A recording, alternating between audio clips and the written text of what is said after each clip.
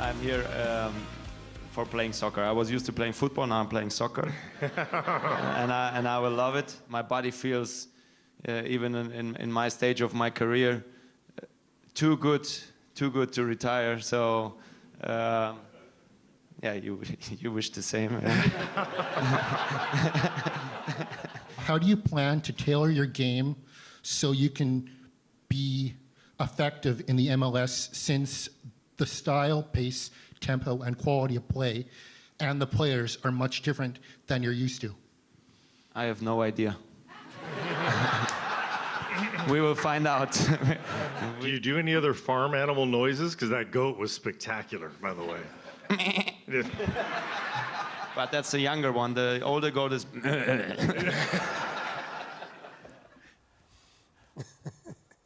Welcome to the Thomas Müller Netflix special. He's great. That's what it is, man.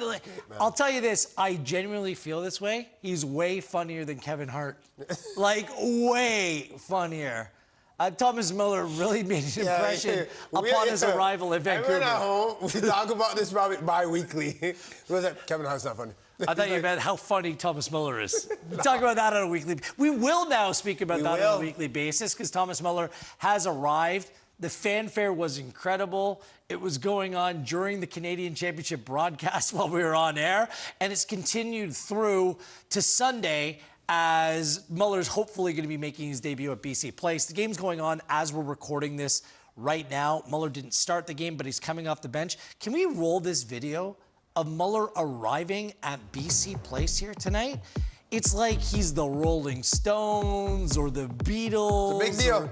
Or, who else is big these days? Who the kids like? Who knows? You know? But look at this. I don't know if Vancouver has been more excited about anything before in their collective lives. This is amazing. This is for a regular season MLS game against Houston Dynamo at BC Place. And Muller's soaking it up, and he's the perfect person to do this. Yeah. Because not only, Jordan, he has the resume, but he's got the personality to back it up. You know why? Wheels, you said it so well, but he is truly a vessel. Some players will come into a city, soak it up, and then will go straight to the head. He's using it for the badge. He's using it for, like, the youngest player on the squad. He's that type of player. Like, he doesn't really play for the accolades. He plays for the pureness of the game. But he wants to win those trophies. So he's going to come and he's going to know that Vancouver Whitecaps want to be that top team, have a chance to do it. He's just going to soak that all in and just use it for his squad. So they've also, I guess, temporarily or like renamed a street. What? I always say never do these things too soon. No. Move away? This cannot be real. It used to be 13. I'm going to call fake news. It's fake news? Beautiful, though. For 13, he wears the number 13. I like it. Like, Makes sense. It's cute. It's cute. Let's just hope that everything goes to plan. I want to know the conversation, too, because we were talking about it when Priso, he changed his number from 6 to 13. Like, Yeah. Do you just do that when you know Müller's coming? You think Müller asked for it? You get like a watch or like something. you get something nice. A Rolex? Based upon that. Hilarious. Here's the thing with all of this. The play on the field is going to speak for itself.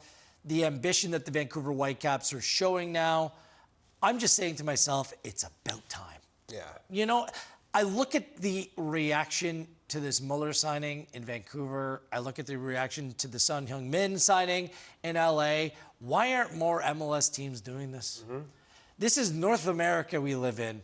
And I'm sorry, the good up-and-coming development story, good player coming from the academy and going through, people like that. But people love winners, and they love star power.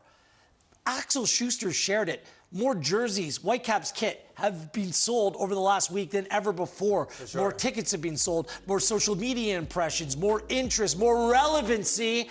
And what they hope and what should follow is more money, more revenue. Absolutely. What's taken them so long?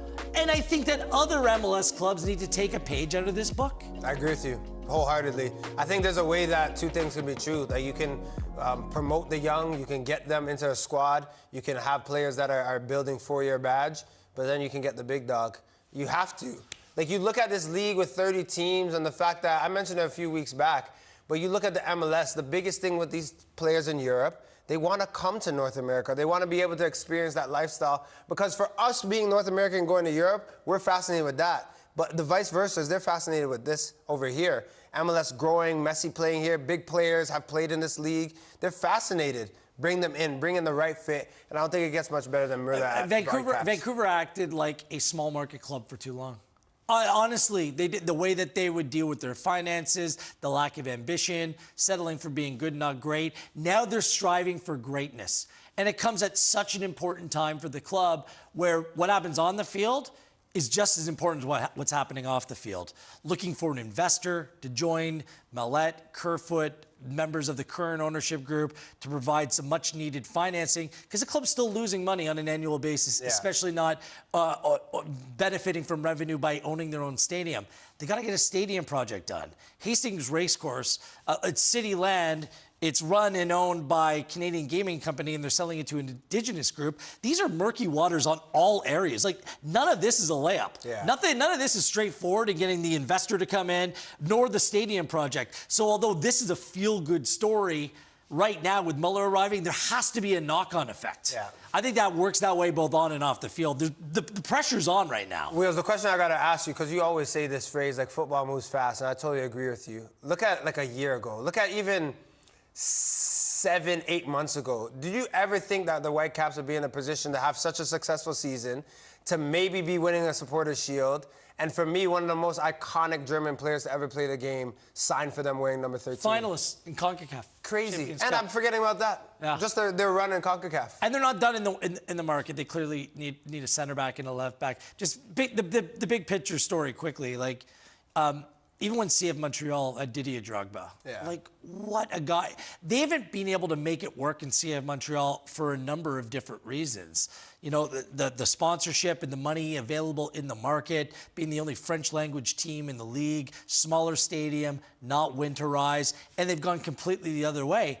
But I think CF Montreal misses that kind of player, not just for the off-field stuff, but for the on-field integrity of the game in front of a very knowledgeable fan base as well. And now what I'm hearing is, you know, they make this odd trade this week, like, you know, Vilsaint scores in his TFC debut to get Longstaff. You know, I hear that Joel Waterman is being peddled by the club. He's very much on the market as well. It's just seeing where Montreal was and where they are today. You bring in these players, you need to build off it and take full advantage of that situation. And that's what I hope the Whitecaps are in the business of doing right now. Quickly on CF Montreal, like, need a clear direction. I've needed that for a while. And you think about it, I don't know how long this will be, Wheels, and I'm very worried about the club and the state that they've been at. But then I think the positive, when you look at the flip side or you go West Coast, is a club that seems just holistic. It's organic. The signing of Müller as well, it cannot be overstated how imperative you bring someone in that can represent your club right away. He's done nothing yet. He hasn't scored. You just see him cycling, and it looks like the right fit. We just saw a video. He's on his phone, cycling in the gym, and I'm like, yeah, I can see it. I believe in the project, and I know that's going to pay dividends. It's funny.